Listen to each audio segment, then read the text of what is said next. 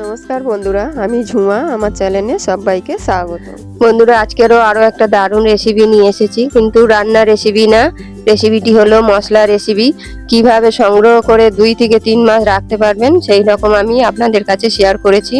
এই মশলা রেসিপিটি কিন্তু 2 থেকে 3 মাস রেখে দিতে পারবেন। সামনে কিন্তু গরমকাল, রোজ রোজ মশলা করার কোনো ঝামেলা থাকবে না।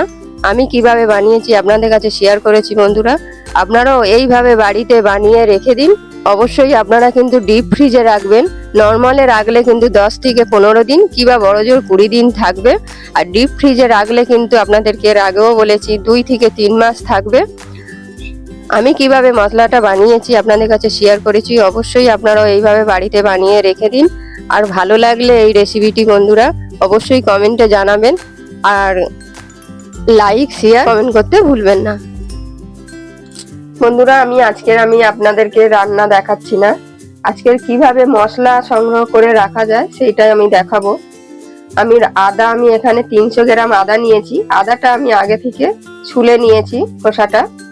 কিন্তু বাজার থেকে আদা আনার পর আমি কিন্তু আধা ঘন্টা জলে ভিজিয়ে রেখেছিলাম, যাতে ধুলো বালি ময়লাটা ভিজে গলে যায়। তারপরে আমি আদাটাকে তুলে ছিলে জলটাকে শুকনো করে নিয়েছি। রসুনটাকেও আমি একইভাবে করেছি। রসুনটা আমি ভেজাইনি, কিন্তু খোসাটাকে ছাড়িয়ে ধুয়ে ভালো করে জলটাকে আমি শুকনো করে নিয়েছি।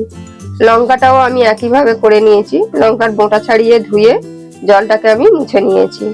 কিংবা আপনারা রোদ্দুরে দিয়ে হালকা জলটা শুকিয়েও নিতে পারেন। আদাগুলো আমি এখন ছোট ছোট টুকরো করে নেব, যাতে বাটতে কোনো অসুবিধা না হয়। যতটা পারবেন ছোট ছোট করে এইভাবে টুকরো করে নিচ্ছি। সব আদাগুলো আমি একইভাবে টুকরো করে নেব। আদাটা আমি টুকরো টুকরো করে একেবারে মিক্সার জারে দিয়ে দিয়েছি। বন্ধুরা, এই মশলাটা কিন্তু 2 থেকে 3 মাস পর্যন্ত রাখবেন, কিন্তু প্রথম থেকে শেষ অবধি দেখবেন আমি কিভাবে মশলাটা করছি। এখন মশলাটা আমি একদম জল ছাড়া কিন্তু আদাটা ভালো করে মিহি করে বেটে নেব। আদাটা আমি কিছুক্ষণ ঘুরিয়ে নিয়েছি, জল ছাড়া কিন্তু ঘুরিয়েছি। বন্ধুরা দেখুন, আমি এবার এই আদার মধ্যে কিছুটা সর্ষের তেল,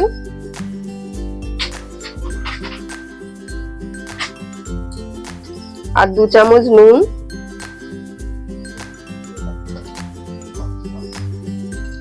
আদাটা এবারে যে গায়ে আদাটা লেগে আছে আমি আদাটা এরকম সাইড থেকে ছাড়িয়ে নেব, ভালো করে মিক্সড করে দেবো।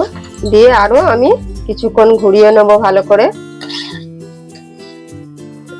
বন্ধুরা, আমি আদাটা ছোট বাটিতে আমি ট্রান্সফার করে নিয়েছিলাম। বাটিটা খুব বড় হয়ে গেছিল প্রথম বাটিটা, তাই আমি ছোট বাটিতে করে ঢেলে নিয়েছি। নিয়ে আরো ভালো করে মিক্সড করে বেটে নিয়েছি। দেখুন, এইরকম বাটা হবে।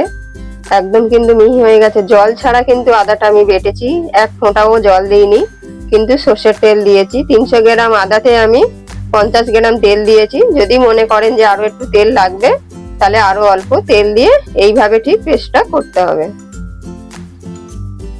আমি একটা বাটি নিয়েছি, এরকম প্লাস্টিকের বাটি নিয়েছি। আপনারা যে কোনো বাটিতে রাখতে পারেন।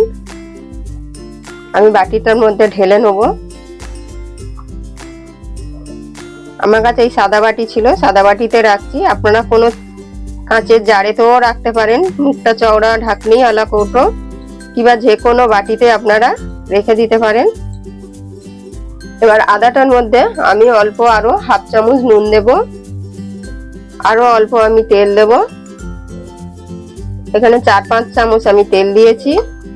তেলটা দিয়ে আমি ভালো করে মিক্সড করে দেবো। তেলটা দিয়ে খুব ভালো করে মিক্সড করে দেব। এইভাবে কিন্তু মশলাটা করে রাখলে 2 থেকে 3 মাস অবধি রাখতে পারবেন।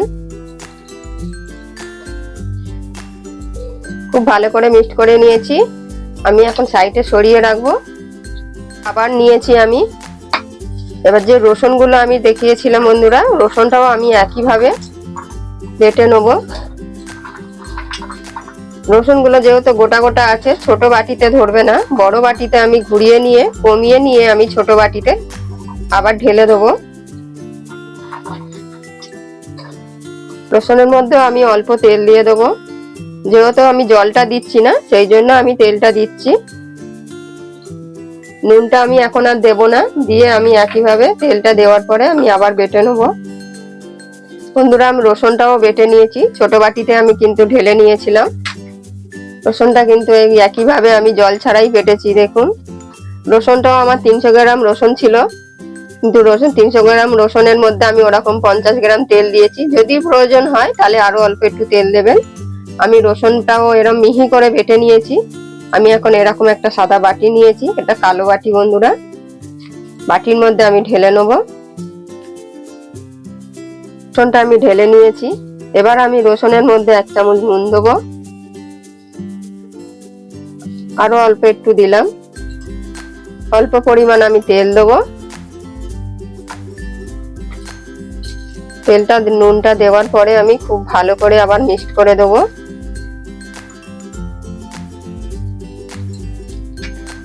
রসুনটা আমি খুব ভালো করে মিক্সড করে নিয়েছি। নিয়ে উপর থেকে এবার আমি আরো একটু তেল দিয়ে দেবো। তেলটা এরকম উপরেই থাকবে, এইভাবে আমি আর মিক্সড করব না, যে চারিদিকে তেলটা এরকম করে দেবো। আদাটাও যে বেটেছিলাম, আদার উপর থেকে আমি এরকম উপর থেকে তেল দিয়ে দেবো। আবার আমি বড় বাটিটা নিয়েছি, একইভাবে আমি লঙ্কাগুলো বেটে নেবো। লঙ্কাটাও আমি মিহি করে বেটে নিচ্ছি। লঙ্কাটাও আমি বেটে নিয়েছি বন্ধুরা, একদম মিহি করে। লঙ্কার মধ্যে কিন্তু আমি তেলও দিইনি, এখনো নুনও দিইনি। লঙ্কা কিন্তু একটু জলালো থাকে বলে তেলটা প্রয়োজন হয়নি, তেলটা আমি পরে দেব। আমি আরো একটা বাটি নিয়েছি লঙ্কাটা রাখার জন্য, লঙ্কাটাও আমি ঢেলে নেবো বাটির মধ্যে। লঙ্কাটা আমি ঢেলে নিয়েছি। লঙ্কার মধ্যে আমি একইভাবে 1 চামচ নুন দেবো, আর পরিমাণ মতন তেল দেবো। লঙ্কা কিন্তু খুব ঝাঁঝ বন্ধুরা, আমার গলা ধরে যাচ্ছে, কাশি আসছে। বেশ কিছুটা তেল দিলাম। তেলটা নুনটা দেওয়ার পরে আমি এবার ভালো করে মিক্সড করে নেব। খুব ভালো করে আমি মিক্সড করে দিয়েছি। এবার আমি সমান করে দিচ্ছি বাটির মধ্যে, দিয়ে উপর থেকে এবার অল্প তেল দিয়ে দেবো, যাতে চারিদিকে তেল ভাবটা থাকে।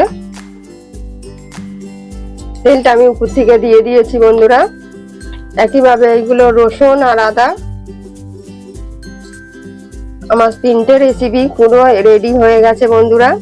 এই মশলা রেসিপিটি কিন্তু আপনারা নর্মাল ফ্রিজে কিন্তু রাখলে বেশি দিন থাকবে না, নর্মালে রাখলে কিন্তু মিনিমাম 15 থেকে 20 দিন থাকবে। আর ডিপ ফ্রিজে যদি রাখেন তাহলে কিন্তু 2 থেকে 3 মাস থাকবে। আর ঢাকনি দিয়ে অবশ্যই রাখবেন।